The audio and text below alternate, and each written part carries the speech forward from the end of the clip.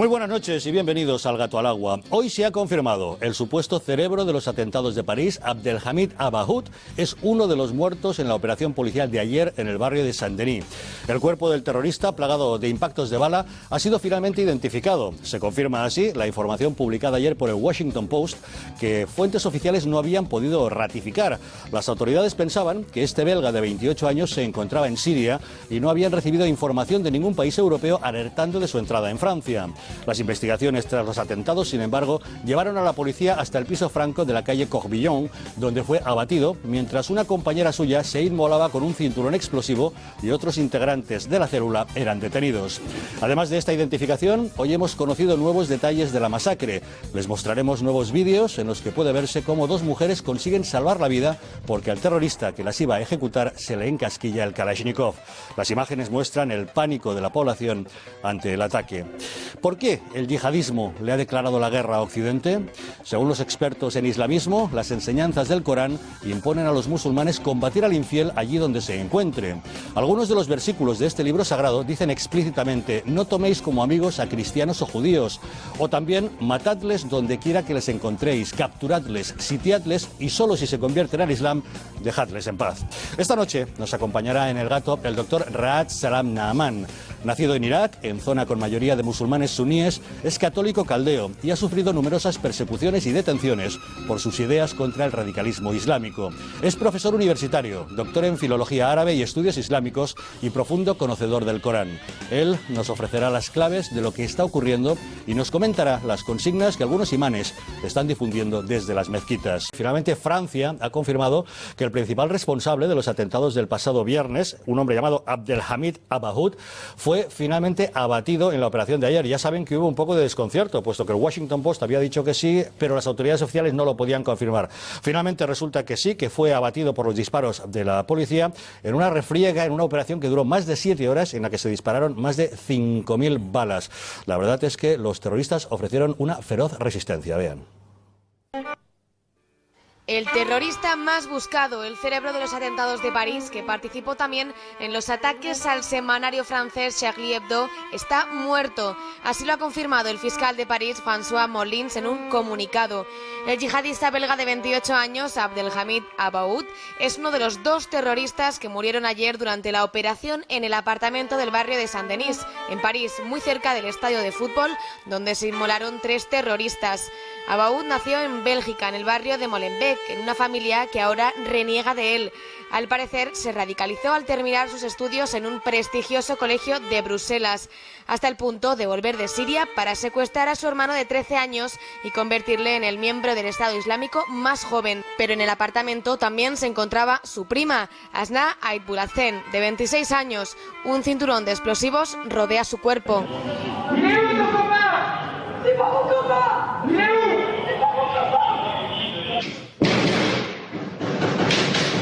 Es la primera terrorista suicida que actúa en Occidente.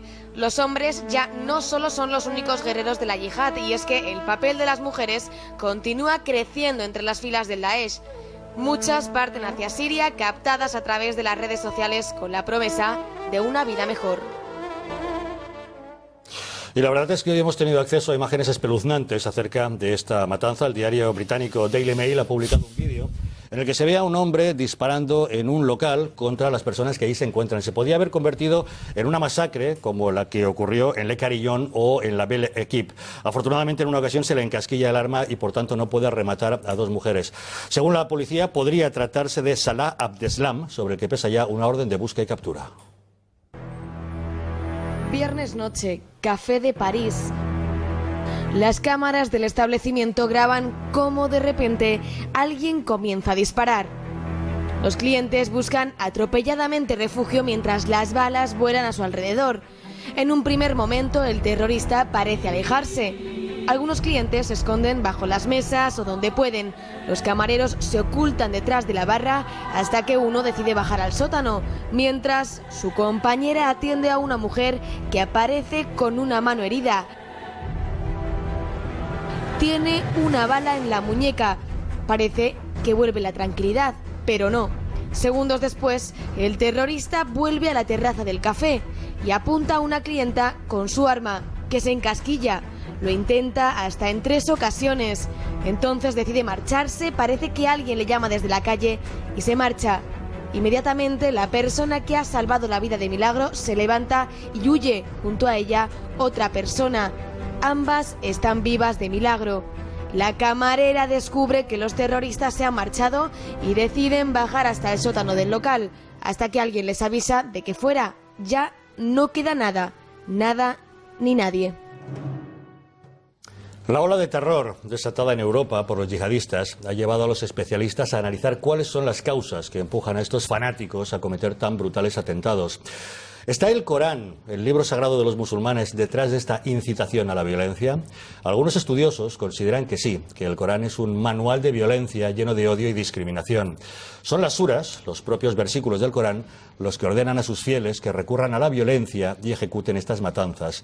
Para analizar cuáles son los mandatos del Corán y buscar el origen del fanatismo de los islamistas, hoy nos acompaña, como les hemos dicho, el profesor Raad Salam Naaman, de origen iraquí, es católico caldeo, nacido cerca de Mosul y criado en Basora, profesor universitario y doctor en Filología Árabe y Estudios Islámicos. Llegó a España como refugiado político en 1991 y está nacionalizado español desde 1995. Profesor Salam, muchas gracias de nuevo por acompañarnos. Un placer. Díganos, ¿son las enseñanzas del Corán las que incitan a los fieles musulmanes a desatar esta violencia? Vamos a ver, todo el mundo habla de los grupos terroristas islámicos, de Boko Haram, Al-Qaeda, el Nusra, Ansar al-Islam, el Shabab en Somalia y Daesh hoy día. En realidad, estos son grupos terroristas que aplican la ley islámica. El culpable verdadero de estas matanzas y de este yihad es el Islam mismo, es el Corán. Este es el fundamento de todos estos ataques. Estos grupos están aplicando la ley islámica. Eso es lo que dice el Corán, en realidad. Ellos lo que están haciendo el bien en la comunidad musulmana. Están aplicando lo que dice el Corán mismo. Además, todo el mundo está hablando del yihad hoy día. El Islam está en el yihad o la guerra santa contra todos los infieles desde su comienzo, desde el siglo VII. El Islam lleva 14 siglos en yihad contra el occidente. No es de hoy, es desde su comienzo, desde el año 610, cuando comenzó el Islam con Mahoma. Hasta hoy día el Islam está en yihad contra todos los infieles. Y eso es lo que dice la historia del Islam y lo que dice los libros sagrados del Islam. Todo el mundo hoy día, los tertulianos, la gente,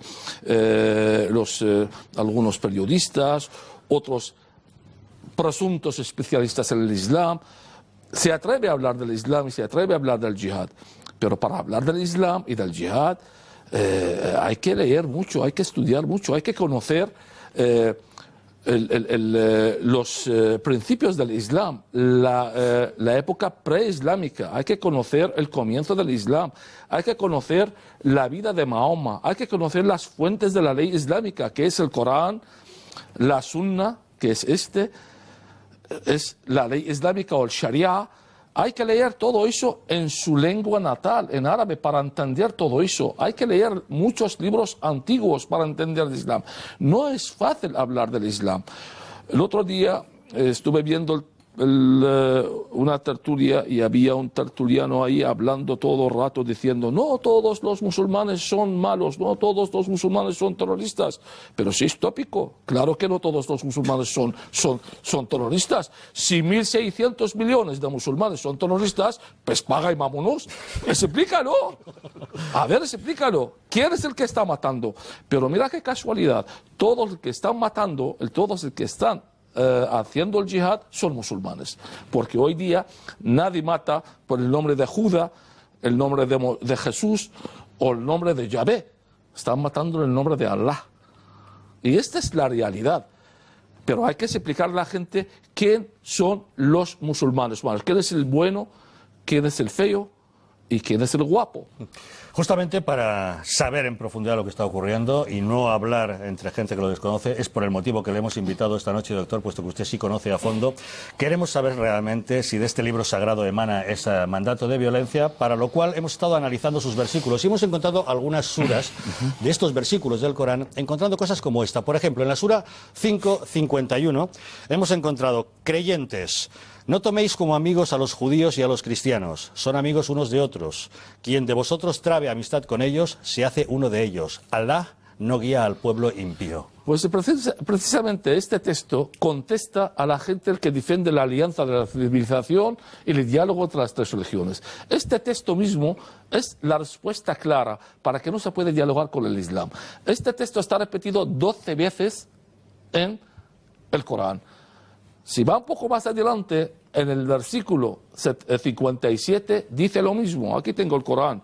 Y la misma sura el 51. Vas al 57, dice textualmente lo mismo. O sea, y así repetido 12 veces. Por eso este texto es muy importante para los musulmanes. Aquí está. Yo no voy a leer el Corán porque a mí me acusan los musulmanes de que manipulo el Corán. Bueno, pues adelante, Jorge. Ya me lo dirán a mí. No pasa nada. 57. Creyentes, no toméis como amigos a quienes, habiendo recibido la Escritura antes que vosotros, toman vuestra religión a burla y a juego, ni tampoco a los infieles, y temed a Dios si es que sois creyentes. Hemos encontrado otras cosas. Por ejemplo, también hemos visto que se incita a hacer la guerra a los que consideran infieles. Lo vemos, por ejemplo, en la sura 9:5. Vamos a ver su texto cuando dice: cuando hayan transcurrido los meses sagrados, matad a los asociadores, se entiende a los cristianos que asocian a Jesús con Alá, donde quiera que les encontréis, capturadles, sitiadles, tendedles emboscadas por todas partes, pero si se arrepienten, hacen la As-Salá y dan el astaque, es decir, si se convierten, entonces dejadles en paz. Alá es indulgente, misericordioso. Pues precisamente eso es lo que están haciendo hoy día Daesh o el Califato Islámico. Están aplicando esta ley. Por eso están matando mi gente en Irak, mi pueblo cristiano en Irak. Y han matado muchísima gente de mi pueblo, de mi familia en Irak, aplicando estos textos. No solamente este texto, en el Corán 255 versículos. Si quiere y hay tiempo, lo puedo recitar todo de memoria, y lo conozco todo de memoria, y lo puedo buscar aquí. 255 versículos animan a los musulmanes a matar a los judíos y cristianos. Hemos escogido solamente algunos de ellos. Por ejemplo, esta otra aseveración que les vamos a mostrar en la sura 9:123. Creyentes, combatid contra los infieles que tengáis cerca, que os encuentren duros. Sabed que Alá está con los que le temen. Esto es un llamamiento a cualquier musulmán en cualquier lugar del mundo a que combata al que considere infiel. Estos versículos explican bien al yihad. Todo el mundo habla del yihad, pero no sabe que el yihad empezó con la vida de Mahoma. Mohammed en el año 622, cuando se emigró de la Meca al Medina, se hizo fuerte en el Medina y tuvo un ejército muy fuerte, empezó a mandar mensajes a todas las tribus judías que estaban en el Medina.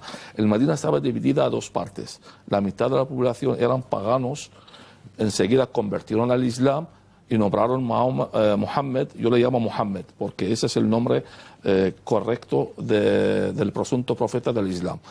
Porque para mí, y quiero aclarar esto, para mí el Islam no es una religión, es una equivocación. Mucha gente se equivocan llamándole una religión. Hasta algunos sacerdotes y cristianos le llaman como una religión divina. Pero si consideras el Islam una religión divina, ¿qué llevas poniendo la sotana? Porque la Biblia dice en Juan 17:3, esta es la vida eterna, el que conoce a mí y mi hijo. Es el Mesías, es el último profeta. Si tú consideras Mahoma un profeta, pues tienes que convertir al Islam. Por lo tanto, para mí el Islam es un movimiento social político, vale solamente para la época donde nació y el lugar, en el siglo VII y en la península arábica. Y para mí también, voy más allá, es un movimiento dictatorial dominante, como una presión. Muy fácil entrar en él, solamente declarar la fe islámica. No hay más Dios que Allah y Mahoma su profeta, pero es muy difícil salir de él. Y de hecho, Mahoma mató muchísima gente, en su vida mató muchísimos apóstatas cuando entraban en el Islam y querían salir, pues fueron perseguidos y mató a todos. Aparte, entre los años 624 y 627, Mohammed mismo atacó a 4 tribus judías que estaban en el Medina. Mató a 3.000 hombres, decapitando sus cabezas, y llevó a todas las mujeres y los niños como esclavos para sus seguidores. Y eso es lo que están haciendo, el califato islámico, eso es lo que está haciendo. Eso está aplicando o siguiendo los pasos de Mahoma. Los califas después de Mahoma lo mismo, empezaron a conquistar los pueblos. Empezamos con Abu Bakr el primero, que empezó a perseguir a todos los apóstatas, mató casi 5.000 personas. No lo digo yo, lo dicen los libros del Islam. Omar, el segundo califa ortodoxo, empezó a conquistar toda Mesopotamia. 637 conquistó Irak, 638 conquistó Siria, 640 a Israel, 641 Egipto, 642 Irán, y mató a todos el que no querían convertir al Islam, obligando a todos. De hecho, hay un hecho histórico que está en los libros antiguos del Islam.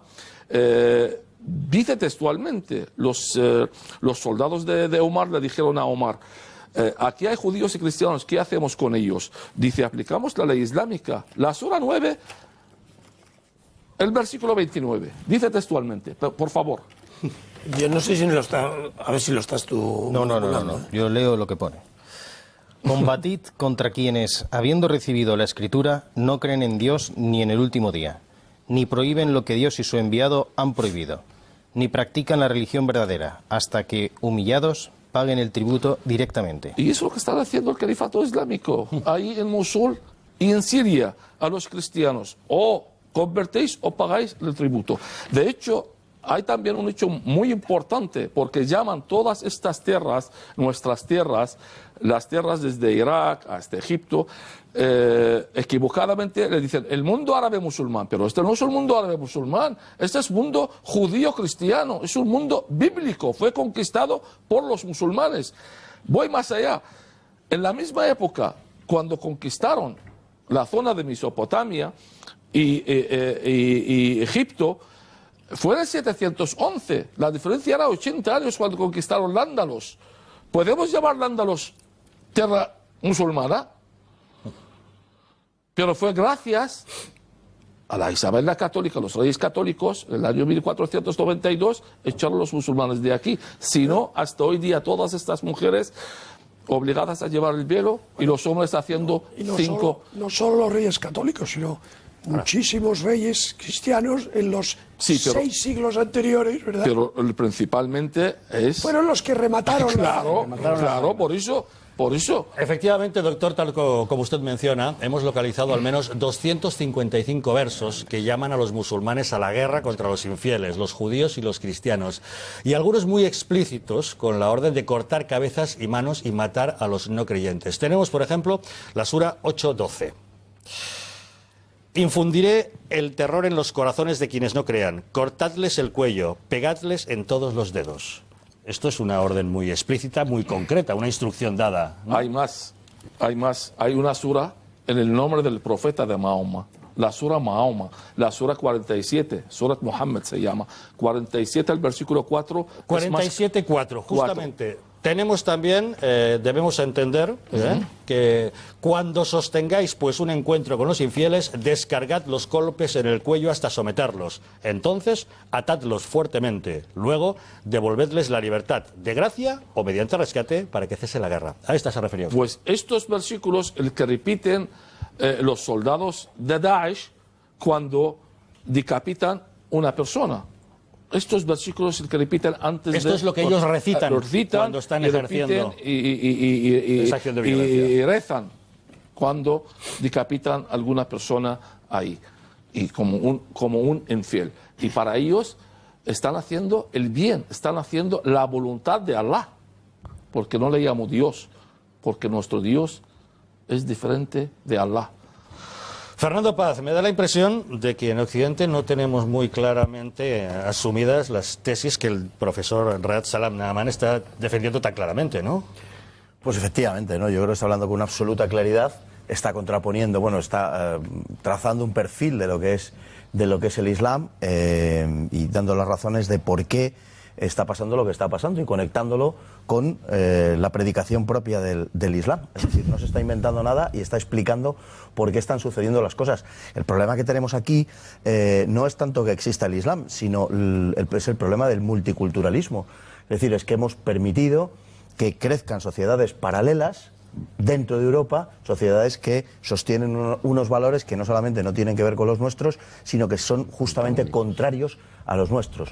Es decir, que nosotros, en lugar de creer en nuestros textos, en lugar de decir que se lapide a la adúltera, lo que decimos es aquello de no hay nadie digno de tirar la primera piedra y por tanto yo tampoco te condeno, márchate y no peques más. Eso sí, que hay que contar toda la jugada. Pero es la diferencia que hay entre una civilización y otra. Es decir, entre lo que es una civilización y lo que, como decía hace unos momentos, pues, en fin, tiene algunos ribetes que le alejan de todo lo que sea civilización. Yo creo que lo que escapa a Occidente es difícilmente, en fin, calificable como tal, por una razón, porque el ser humano, la persona, solamente tiene valor en Occidente. La persona solamente tiene valor, solamente tiene dignidad y se le considera como tal allá donde los valores occidentales imperan. Fuera de Occidente, lo que impera en gran medida es la barbarie. No caigamos en el relativismo cultural y en pensar que todo es equivalente, que todas las religiones valen lo mismo. Naturalmente que no valen lo mismo todas las religiones, por supuesto que no. No podemos aceptar ese relativismo cultural que es la clave de todo lo que nos está pasando. Eduardo. Vamos a ver, hoy lo que le sucede a Occidente respecto al Islam, no solo respecto al Islam, pero fundamentalmente respecto al Islam, lo definió Nietzsche muy bien hace muchísimos años. La moral imperante en Occidente es lo que Nietzsche decía, una moral de modistillas, que es lo que nos ha conducido a ese buenismo papanatas, virtud del cual pues los líderes políticos occidentales, los líderes periodísticos occidentales, incluso los líderes financieros, estos por otro tipo de intereses, ¿no? Pero también sostienen ese mensaje de que el Islam es una religión de paz, es una religión de amor, es una religión de perdón y es una religión de misericordia. Esto lo estamos oyendo todos los días, incluso desde el viernes pasado. Lo estamos oyendo todos los días en los grandes medios de comunicación de masas. En las intervenciones fundamentalmente de los líderes políticos españoles. Al norte de los Pirineos no tanto. Empiezan a retranquearse ya. Y entonces acuden al ejemplo bobo, facilón y fácilmente transmitible de el conocimiento personal. Pues yo conozco a un musulmán que vive al lado de mi casa que es muy buena persona.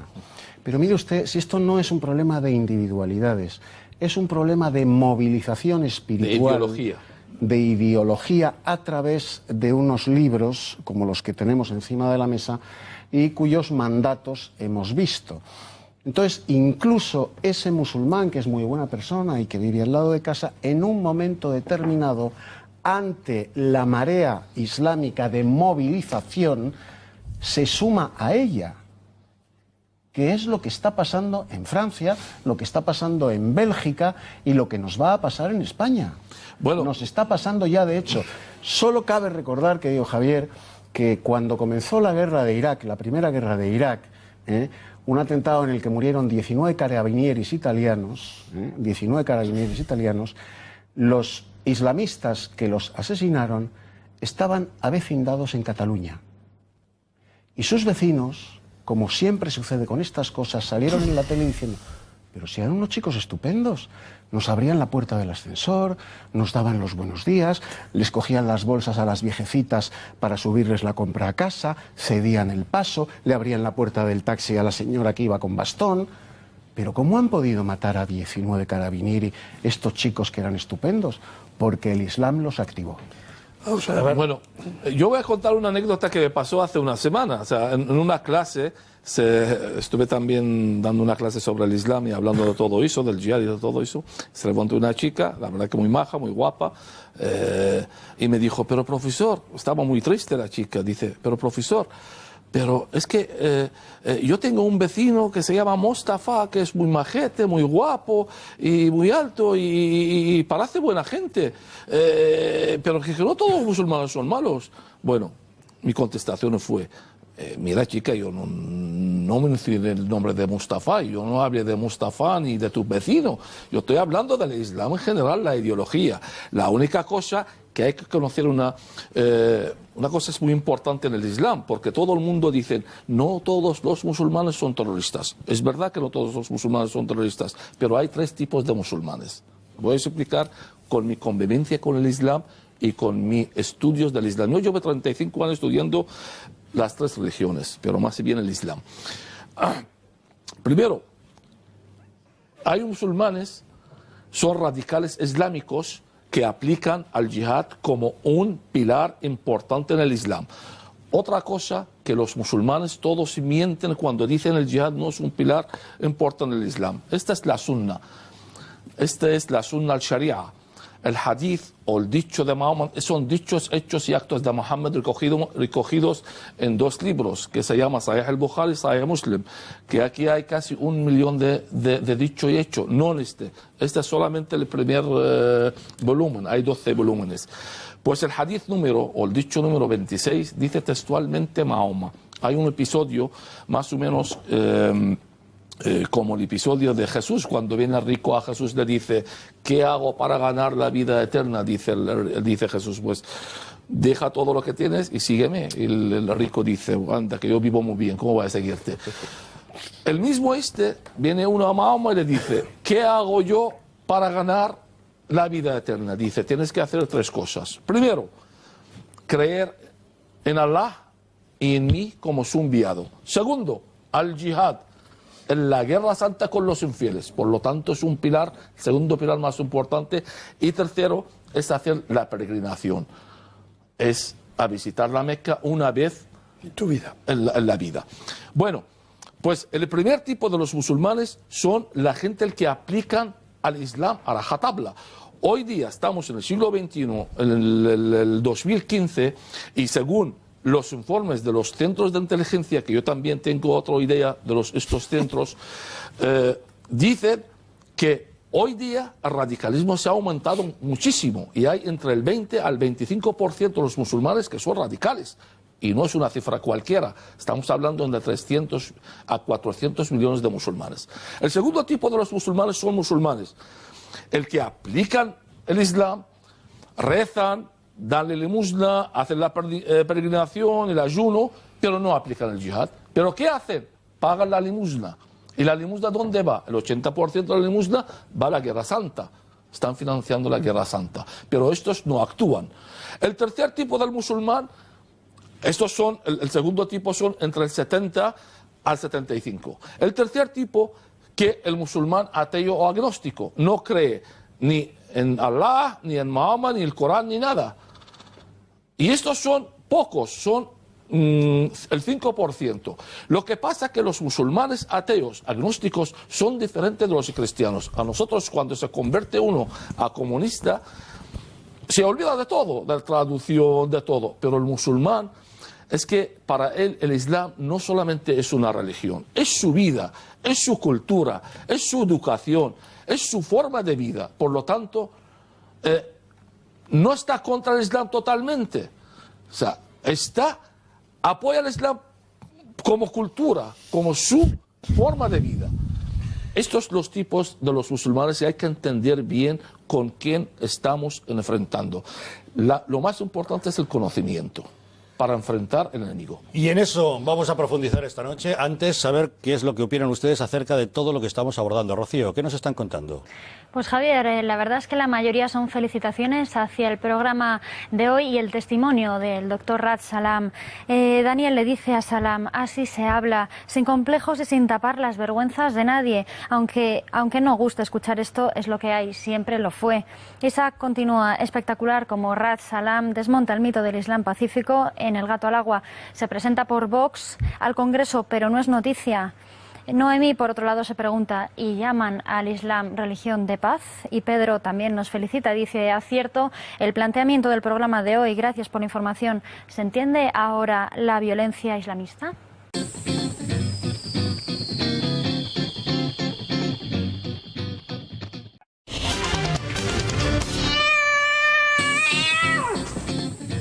Hay un tema que nos llama poderosamente la atención y es lo que dice el Corán acerca del papel de la mujer para los musulmanes. Les vamos a mostrar un vídeo de Malik ibn Benaisa, un estudioso del Islam que alecciona así a sus fieles. Asegura que las mujeres que usan perfume son unas fornicadoras. Cuando le criticaron, aseguró que no había dicho nada que no reflejara el Corán. No te arregles tanto, no te exhibas tanto en la calle como hacían las mujeres de Jahiliya. ¿Quién lo dice esto? Allah. Y di a las mujeres musulmanas creyentes que bajen sus miradas y que guarden sus bellezas o atractivos y no muestren más adornos, aquí viene, excepto los que están a la vista, que cubran sus pechos con sus velos. Viste de una forma decorosa, recatada, como una mujer que teme a Allah subhanahu wa ta'ala. No te pongas zapatos de tacón, esto es haram.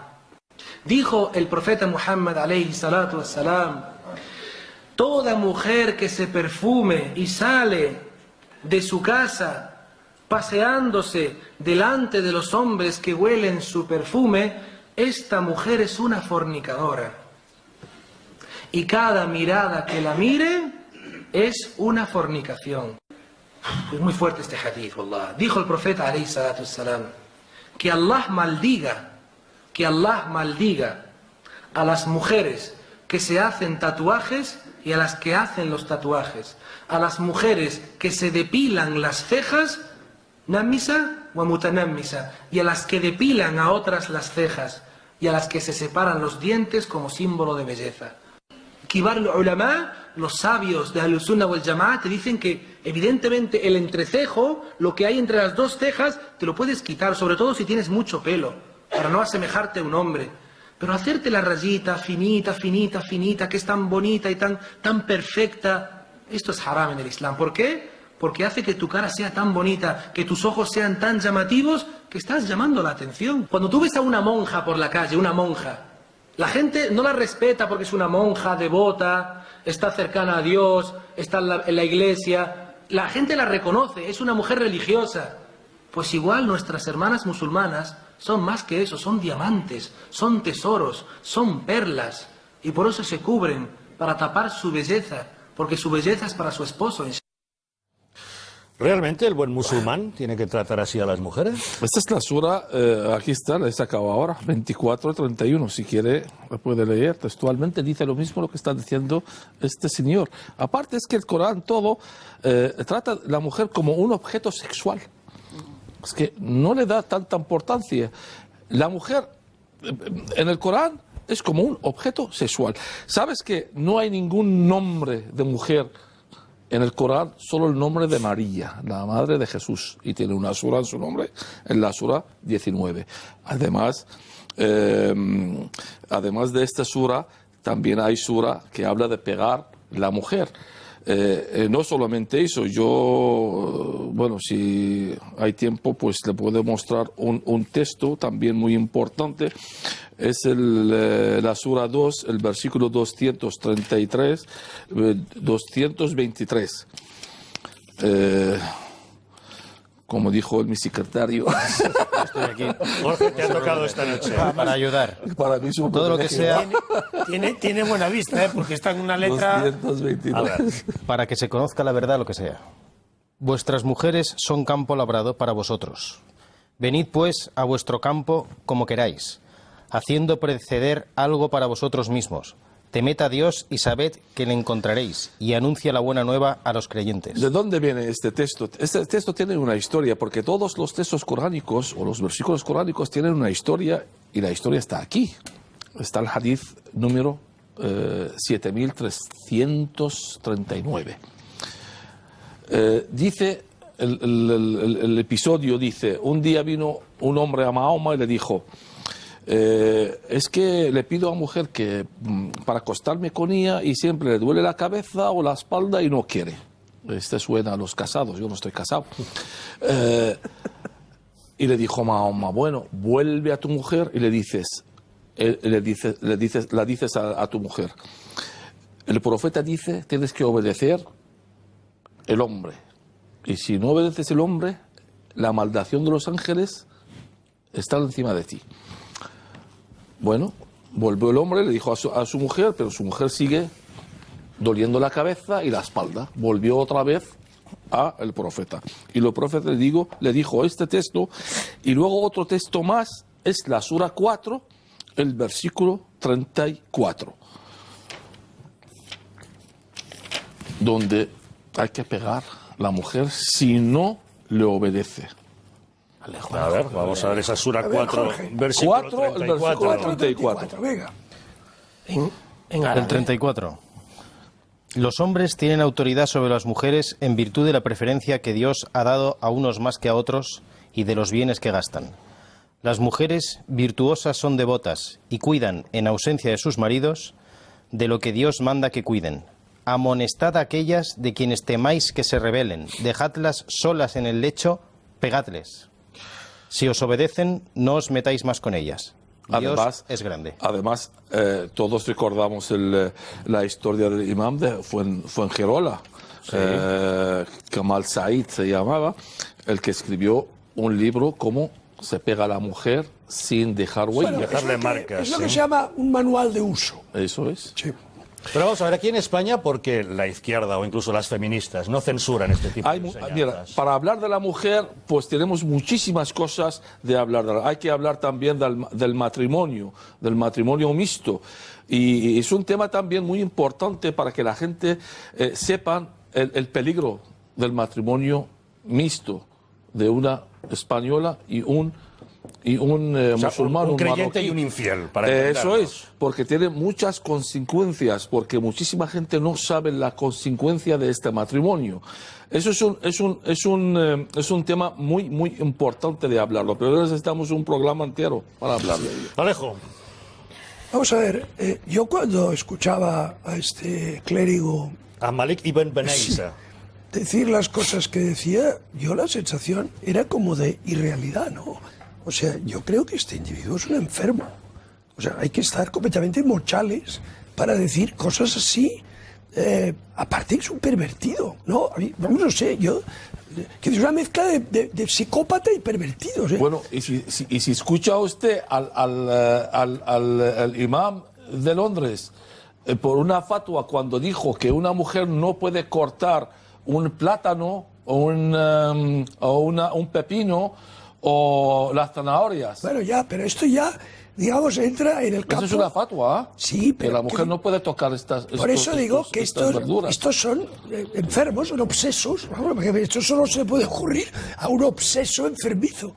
Pero bueno, dejando aparte esto, yo creo que en la historia de las grandes religiones, todas... Estoy pensando, pues, por supuesto, en el cristianismo, en el islamismo, en el judaísmo. En todas ha habido, a lo largo de los siglos, distintas interpretaciones, distintas confesiones. En todas ha habido guerras de religión. Por ejemplo, la historia del cristianismo, que es muy larga, tiene guerras de religión atroces, ¿no? Pensemos lo que pasó después de la Reforma, por ejemplo, donde Europa se desangraba en guerras de religión, hasta que esto acabó. O sea, acabó en determinado momento, se llega a la conclusión, también es fruto de la evolución del pensamiento occidental, de la Ilustración, que, bueno, pues que al final pues hay que respetar las creencias de cada uno y convivir de forma pacífica y respetuosa, de manera que cada cual crea lo que quiera o no crea nada. Bueno, ¿qué pasa? Que estas distintas interpretaciones y distintas confesiones, y algunas de ellas muy extremas en todas las religiones, son fruto de la evolución histórica y de individuos concretos que cogen un camino u otro y están muy ligadas a cuestiones políticas. Al final hemos de ir al mensaje original. Entonces yo creo que, yendo al mensaje original, la diferencia entre el Islam y el cristianismo es absolutamente, absolutamente clara. Es decir, en el cristianismo, el mensaje original, que es el Evangelio, se dice César lo que es de César, a Dios lo que es de Dios. Es decir, se separa el poder religioso del poder civil desde el origen que es Jesucristo. Lo dice el propio profeta, digamos, dice, no, una cosa es el poder civil, otra cosa... Después ha habido colusiones y connivencias y maridajes extraños entre el poder civil y el poder... Pero eso es una desviación del mensaje original. Cuidado, ¿eh? El mensaje original es clarísimo. Y después, cuando Pedro saca la espada, le dice que la guarde. O sea, le van a matar, le van a crucificar. Y Pedro saca la espada para defenderle. Y entonces él le dice, guarda la espada, cura a aquel al que Pedro ha herido. Y dice, yo no vine a traer la espada sino la paz. Bueno, es decir, que Mahoma era un político, un conquistador y un guerrero. Eso es lo que era Mahoma. Jesucristo era, efectivamente, un profeta que trajo un determinado mensaje moral, de trascendencia, o sea, no tiene nada que ver. Entonces, claro, yo creo que hemos de tener muy presente esto, es decir, cuál es el mensaje original de una religión y cuál es la otra. Esto, para mí, es un evento clave, ¿no? Doctor, ¿qué le parece? Es que lo más importante, y a mí me pasa muchísimo en mis conferencias, en mis clases también, muchísima gente dice, bueno, a lo largo de la historia también la Iglesia ha cometido muchas barbaridades y, bueno, es lo que acabo muchas de decir. cosas. Sí. La Inquisición, por ejemplo, es una cosa, eso es un ejemplo claro de la Iglesia. Lo que pasa es que vemos en el texto original, el Evangelio, no hay ningún texto, no hay ninguna palabra Inquisición en la Biblia.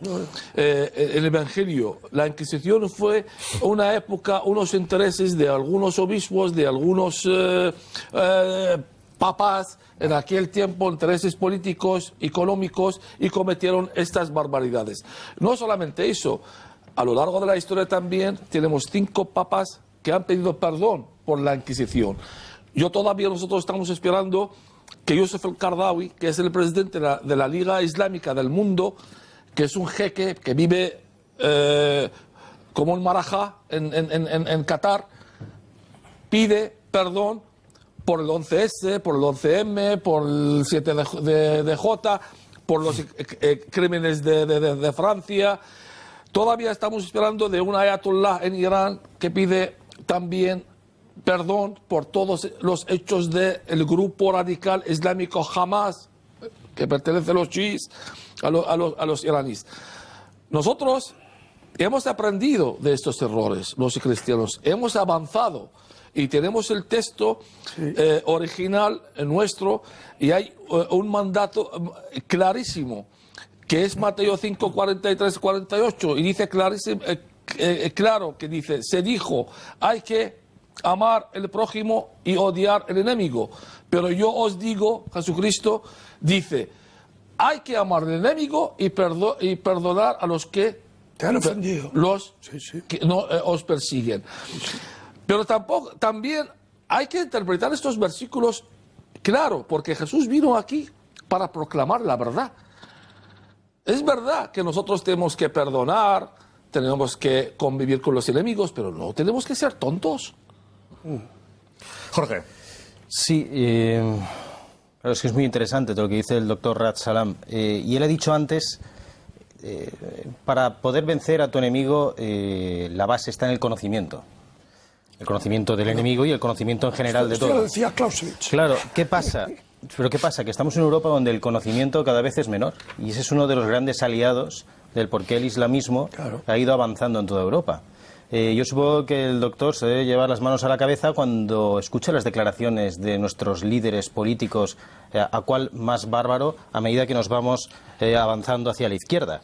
Entonces, claro, aquí el islamismo, por cierto, de esperar, no solo esperamos las declaraciones y las condenas de estos señores que usted ha dicho, esperamos las manifestaciones espontáneas de miles y miles de musulmanes en la calle por culpa de estos atentados del pasado viernes, y yo no he visto ninguna. Eso por poner un paréntesis.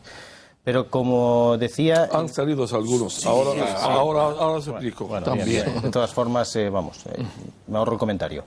Lo que sí que quería dejar muy claro es que el islamismo aquí en Europa tiene dos problemas graves. Primero, la falta de conocimiento. Después, ese buenismo relativista que invade todo y que siguen diciendo que el Islam es una religión de paz y que son unos cuatro que están, que se les ha ido la cabeza y han hecho interpretación rara y por eso tal y cual.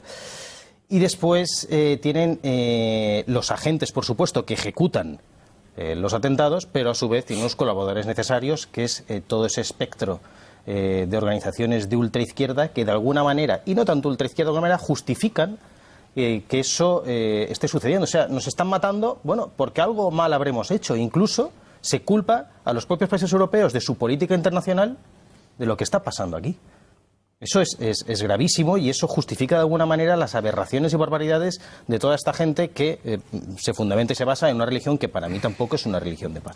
Domingo. Sí, efectivamente, yo voy a abundar en lo que acaba de decir, pero por introducir efectivamente algún elemento, bueno, pues sí es cierto que ha habido algunos que han salido, no en mi nombre, algunos musulmanes, y que usted, bueno, primero felicitarle efectivamente por todo lo que ha dicho. Yo creo que aquí sí que no cabe ni diálogo, ni buenismo, ni gaitas, ya que vengo de Galicia, pero sí es cierto también que usted, doctor, si no me equivoco, advirtió también que, y hay cifras además, el número de atentados terroristas en nombre de la yihad en el 2014 provocó más de 32.700 muertes, de las cuales un porcentaje altísimo, un 80%, usted lo señalaba en concreto en Irak, en Siria, en Afganistán, en Nigeria. Es decir, que los que profesan el Islam en buena medida son numéricamente al menos principales víctimas. ¿Está de acuerdo también? Y después lo que le quería preguntar es, bueno, primero si comparte el fracaso de la primavera árabe, creo que lo comparte, ¿no? Que pues ha dejado claro que la lucha por la democracia supone claramente acabar con el integrismo religioso. Me ha agradado mucho esa distinción que hacía entre las tres tipos, ¿no?, de musulmanes, que es un porcentaje pequeño, los radicales del yihad, porque creo que hay 1.600 millones de musulmanes en el mundo, ¿no? Sí, aproximadamente. Sí. O sea, numéricamente es un porcentaje pequeño, pero lo ha especificado muy bien ese tipo de personas que sí que son el 70%, sí, que lo profesan y que lo financian. Entonces, llegado a este punto, lo que creo que puede ser interesante es, una vez que conocido en parte, por lo que usted también ha explicado, pues este mundo, ¿cuál es la solución? Quiero aclarar una cosa en Europa. En Europa lo que está pasando... más bien, ¿por qué no hubo en los años 60 y 70 tantos atentados como el que hay ahora? Esa es la pregunta. Primero, Europa, con nuestros políticos y nuestros actuales y nuestros partidos, los políticos están preocupados y ocupados por sus intereses personales y de sus partidos. No se preocupan por el futuro. No se preocupan por otras cosas, se preocupan por ganar las elecciones.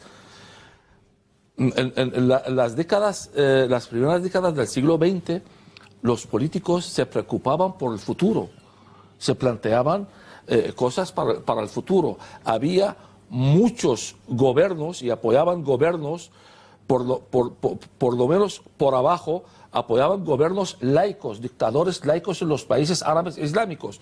Estos políticos laicos le tenían todos los líderes religiosos islámicos sujetos, quietos. ¿Qué pasó? Fue la primera equivocación el que cometió el Occidente. En el 1979, con la caída del Shah y traer este régimen de los ayatollah en Irán, su régimen radical islámico. ¿Qué pasó en el mundo musulmán? Los chiíes y los suníes están enfrentados, no se llevan bien, están en guerra por el poder político, pero están de acuerdo los dos en este. Los dos aplican la ley islámica, aplican el Corán, los dos creen en todos los versos violentos del Corán. Ahora, ¿qué pasa? Arabia Saudita, suní, tiene que hacer un frente a Irán. Empezó a predicar a los grupos radicales islámicos para enfrentar el chiismo, el que empezó en Irán. La segunda equivocación fue de Bush hijo. El Bush hijo, cuando entró en Irak y acabó con Saddam Hussein. Yo Saddam Hussein no quiero ni ver en pintura, porque es verdad que es un dictador, es un tirano, es un asesino, a mí me condenó a muerte. Y yo estuve 11 años en la guerra. Yo participé en la guerra de Irán-Irak y la primera guerra del Golfo. Y fue herido 3 veces. Tengo 2 balas en la espalda, bueno, me han quitado y tengo aquí una herida. Por eso, y he sufrido mucho en la época de Saddam Hussein. Pero con todo eso, Saddam Hussein es un santo comparándolo con lo que hay ahora en Irak. Por eso han cometido un error gravísimo a quitar Saddam Hussein. Segundo, el tercero, el más grave, fue la llamada primavera árabe, que esta es ni una primavera árabe ni nada, es un otoño, es un invierno oscuro, lluvioso, peligroso. Los únicos beneficiosos de esta primavera árabe son los salafistas y los wahabitas y los grupos radicales islámicos, el que está atrás de ellos, los hermanos musulmanes. Y el fruto y la cosecha de la primavera árabe, la llamada primavera árabe, es el califato islámico. Eso es lo que estamos viviendo. ¿Qué es lo que tiene que hacer el Occidente? Por eso, cuando dije anteriormente, yo guardo una opinión personal con los centros de inteligencia, porque los centros de inteligencia dicen que hemos equivocado en todo eso. Uno se equivoca una vez, 2 veces, pero ya la tercera es un idiota. No son centros de inteligencia, son centros de idiotas. Claramente hablamos, porque un cirujano se equivoca una vez y la segunda está en la calle. Pero estos se han equivocado en todo eso. ¿Qué equivocación? Están jugando en la vida de millones de personas. Y esto es lo que estamos cogiendo de estos atentados que son frutos de estas equivocaciones. Doctor, llegados a este punto del debate, hay una pregunta que ha estado planeando todo el rato. ¿Son todos los musulmanes fanáticos islamistas? Vamos a ver un vídeo de la Conferencia de Paz de Escandinavia de 2013. La organización noruega IslamNet invitó a varios oradores que defendían la lapidación y la amputación de manos como castigos dictados por Alá. En función de lo que dice el orador al que vamos a escuchar, llegaríamos a la conclusión de que no existen los musulmanes moderados. Radical, this is normal Sunni Muslims. Please raise your hands. Everybody, mashallah, subhanallah. Okay, take down your hands again. How many of you agree that men and women should sit separate? Please raise your hands. Everyone agree. Everyone agree. Brothers and sisters. Next question. How many of you agree that the punishments described in the Quran and the Sunnah, whether it is death, whether it is stoning for adultery, whatever it is, if it is from Allah and His Messenger, that is the best punishment ever possible for humankind. And that is what we should apply in the world. Who agrees with that? Allahu Akbar. Are you all the radical extremists? Subhanallah. Todos ellos de acuerdo con las instrucciones que da el Corán, pero negando que sea extremista ningún ello. Fernando, ¿querías hacer algún apunte? Sí, al hilo de lo que... Una pregunta, sobre todo, ¿no? Al hilo de lo que comentaba el doctor Salam hace un momento, claro, hablando acerca de la destrucción de todos aquellos gobiernos que podemos calificar como queramos, pero que estaban conteniendo a ese fundamentalismo islámico. Los casos más evidentes son los de Saddam, los de Gaddafi y el de Mubarak. Irán, antes tú, Irán es clave. Sí, pero estamos hablando del yihadismo, y el yihadismo está ligado al sunismo, en fin. También.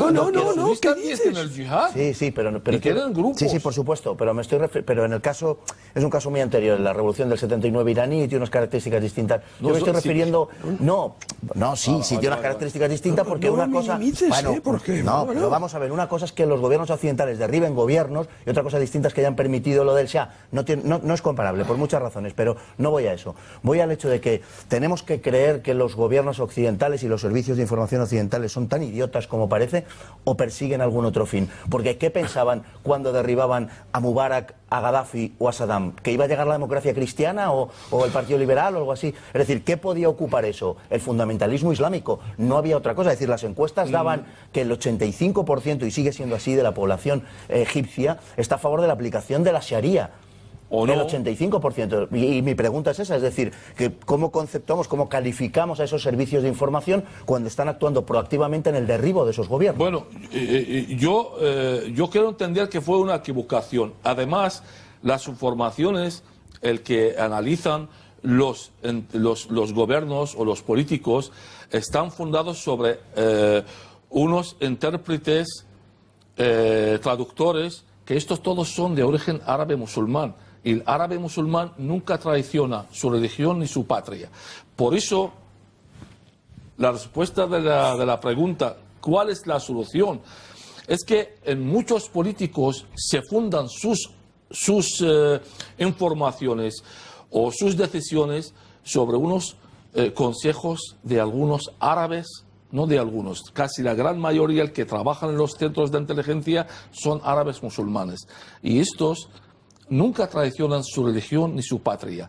Por eso, ¿cuál es la solución de estas cosas? Primero, y lo más urgente, es acabar con el califato islámico. Acabar con el califato islámico por tierra. Hay que hacer una coalición internacional como lo que hizo el Bush padre cuando acabó con nosotros. Digo nosotros porque yo estuve en Kuwait. Yo era de los primeros que entraron en Kuwait, de los últimos que salieron de Kuwait pitando y con vida, porque mataron todos mis soldados ahí. 50 personas estaban en mi cargo, todos murieron ahí y mataron un montón de gente. Y hicieron bien. Si yo estuve de acuerdo, porque no está bien invadir un país vecino.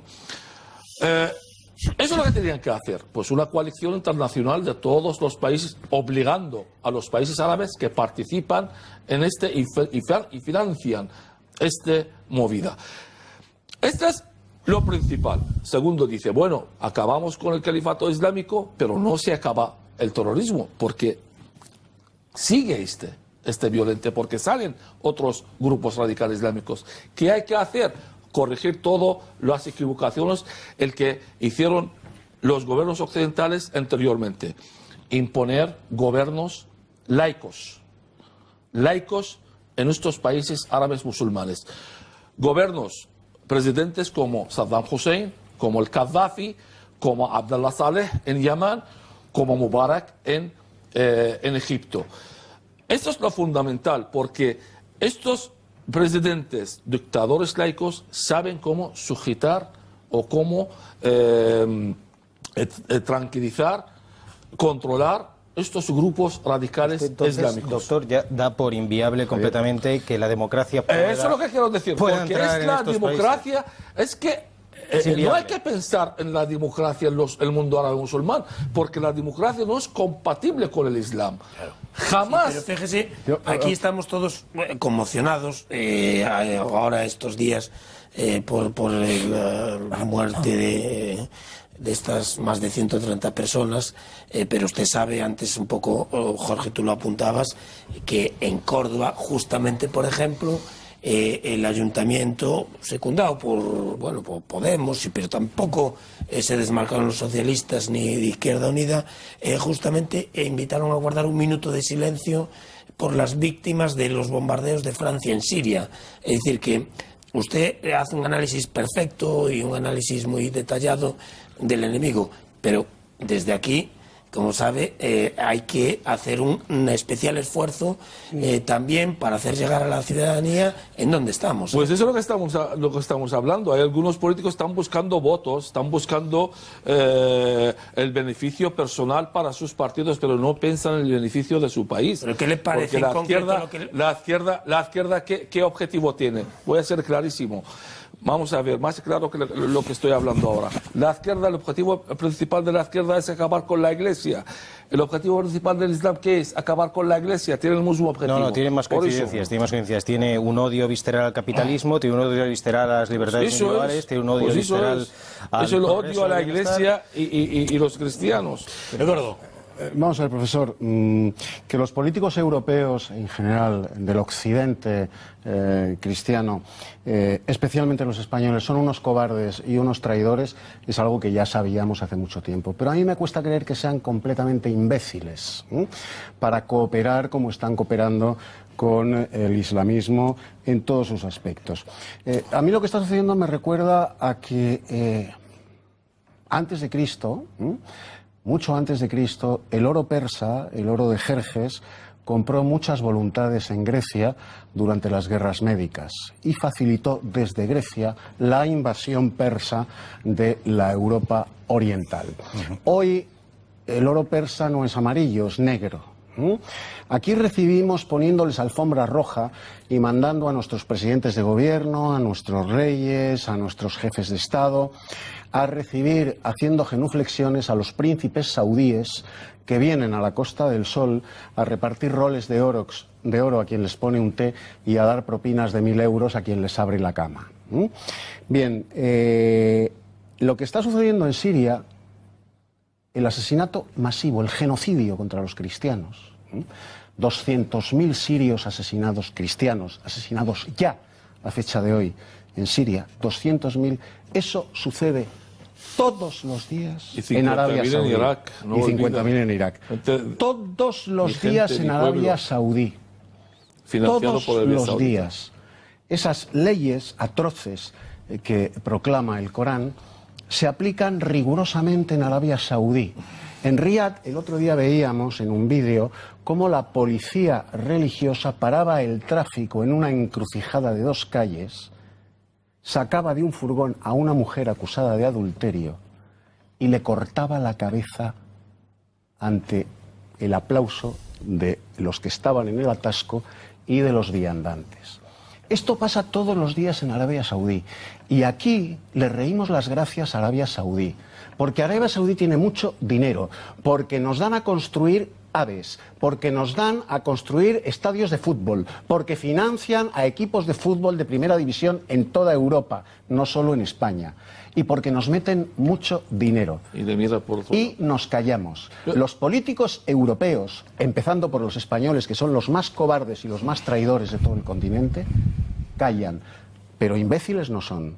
Son unos vendidos al oro de Arabia Saudí, como lo fueron los griegos al oro persa. Si queremos saber del derecho a la libertad religiosa, hablamos de la ONU. En la ONU, en el artículo 2 y el 18, habla clarísimo de la libertad religiosa de la persona y dice lo siguiente: toda persona tiene el derecho de profesar la religión el que quiere, e incluso a no creer en Dios sin ser perseguido o obligado a cambiar su idea. Todos los miembros de la ONU están obligados a firmar este decreto y aplicarlo, incluyendo los países árabes musulmanes. La pregunta es, ¿hay libertad religiosa en los países árabes? En ninguno. En ningún país árabe hay libertad religiosa y la ONU está callada. ¿Cuántos años? Desde el año 48 este decreto está. ¿Dónde está la ONU? ¿Dónde está la ONU por la matanza de los cristianos? En Irán, desde en la época del Shah había casi 2 millones de cristianos. hoy día no llegan ni 50.000. ¿Sabe que hay 10.000 cristianos en los cárceles de Irán están esperando la ejecución? Y nadie habla de ello. ¿Sabe que en el 1993 los ayatollah llamaron a todos los obispos y cristianos en Irán para firmar un decreto a no aceptar a ningún musulmán a cambiar su religión? Y cuando los obispos negaron a firmar este decreto, mataron el obispo Haik en el año 1993. En Irak, nosotros somos originales del país. Nosotros no somos inmigrantes. Cuando ven los musulmanes al occidente como migrantes, tienen todo el derecho de construir mezquitas, de rezar 5 veces al día, de estudiar el Corán, llevar el velo, defender sus derechos. Nunca hablan de obligaciones, siempre de sus derechos. Nosotros en Irak, los cristianos, desde siempre, somos ciudadanos de segunda. No tenemos el derecho de nada. Nos llamaban cristianos infieles sucios. Esto yo, desde que era niño, me llamaban eso en el colegio. Violan a nuestras mujeres, matan a nuestros hombres y luego nos insultan. Y nadie habla de ello. Llevan desde el año 2004. En la época de Saddam Hussein, había casi 3 millones de cristianos en Irak. Hoy día no llegan ni 150.000. Y han matado miles de cristianos en Irak. En Siria, lo mismo. En Egipto, con la llegada de la primavera árabe, cuando ganaron los hermanos musulmanes en el 2011, destruyeron 60 iglesias en Egipto y mataron 3.500 coptos y quemaron 500 negocios de los cristianos coptos. Y nadie habla de ello. En Nigeria, lo mismo. Hay una ley en Argelia, el artículo 42 en Argelia, dice textualmente: no se permite a ningún misionero predicar otra religión si no sea el Islam. Y si cogen cualquier misionero predicando otra religión, se condena entre 6 meses a 5 años de cárcel. Y la condena de un musulmán converso al Islam, a otra religión, la condena perpetua. En Pakistán, el artículo 295 B y C condena a cualquier persona a muerte si hace una blasfemia contra el Corán y Mahoma. Y tenemos muchos ejemplos en Pakistán de gente que están esperando la muerte en la cárcel. Y puedo dar ejemplos, miles de ejemplos sobre ello. Y nadie habla de ello. Pero cuando hay un musulmán, se quitan sus derechos, o cuando hay una mujer o una niña en un colegio, le llaman la atención por el velo, se levanta todo el mundo, hay manifestaciones y la izquierda sale en la calle. ¿Cuántas manifestaciones hubo con las matanzas de los cristianos en Irak y Siria? Ninguno. ¿Quién habló? Nadie. Hasta la iglesia todavía dicen que el Islam, no todo el Islam es malo, es una religión de paz. Y nadie defiende los derechos de los cristianos ni en Irak ni en Siria.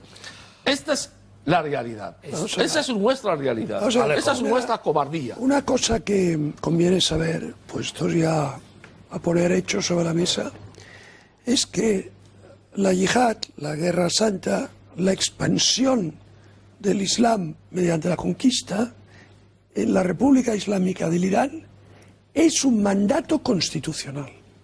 Es decir, en la Constitución de la República Islámica de Irán, en su Constitución, hay unos artículos donde se dice que es obligación de la República Islámica de Irán y es su misión en el mundo el extender el Islam y el contribuir a que exista la unidad de todos los musulmanes, de toda la umma, y a combatir a los infieles. Eso está en la Constitución. Es decir, vamos a ver, cuando yo era jovencito, había terrorismo en el mundo, había terrorismo político, ETA, el IRA, la banda Baden-Meinhof, o sea, la Brigate Rosse, o sea, había terrorismo político en Europa, sin duda, y en Iberoamérica, no digamos. Y después había muertes violentas continuamente en Palestina, entre judíos y palestinos.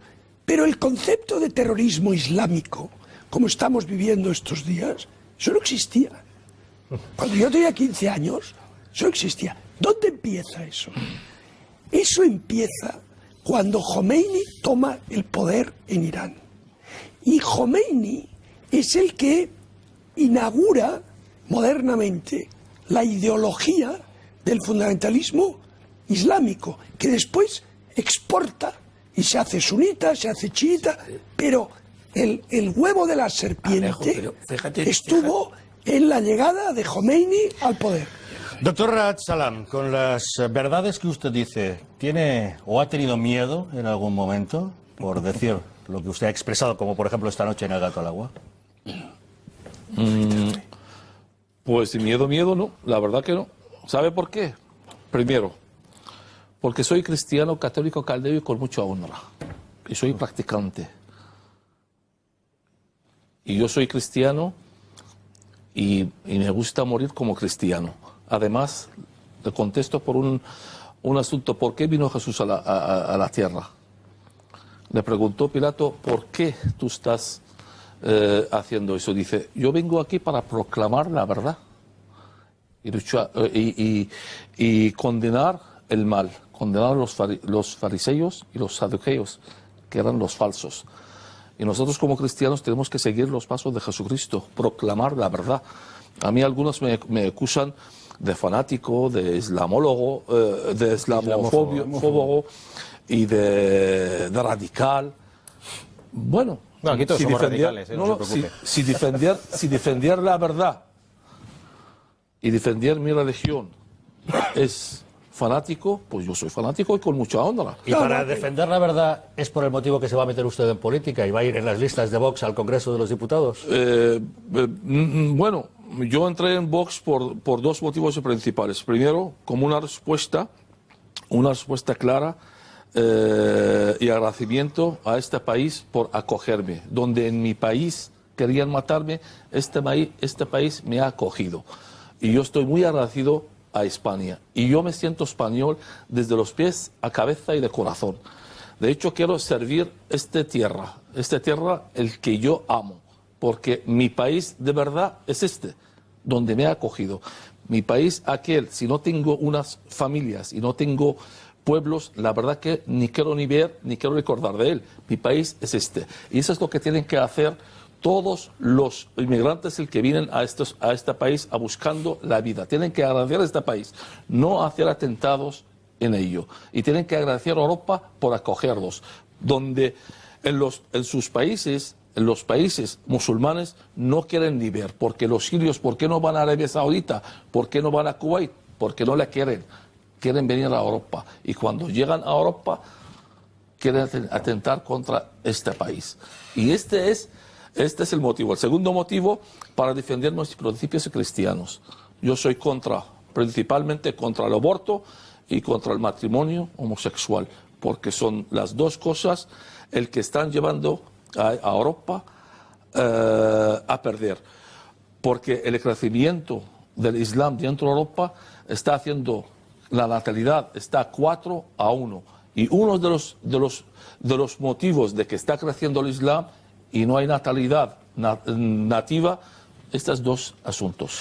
Doctor Raad Salam. Y quiero defender estos dos asuntos también dentro del partido. Doctor Raad Salam Naaman, muchísimas gracias por habernos acompañado esta noche en el Para mí es un placer, siempre. Buenas noches. Queremos saber qué es lo que opinan ustedes acerca de todo lo que estamos debatiendo esta noche. Rocío, cuéntanos, ¿qué nos están diciendo? Pues multitud de opiniones y de reacciones frente al testimonio que nos ha aportado el profesor Raad Salam. Empezamos por los mensajes sobre el papel de la mujer en el Islam. Mensajes como el de Maisa, que se pregunta que qué mujer occidental en su sano juicio se casa casa con un musulmán.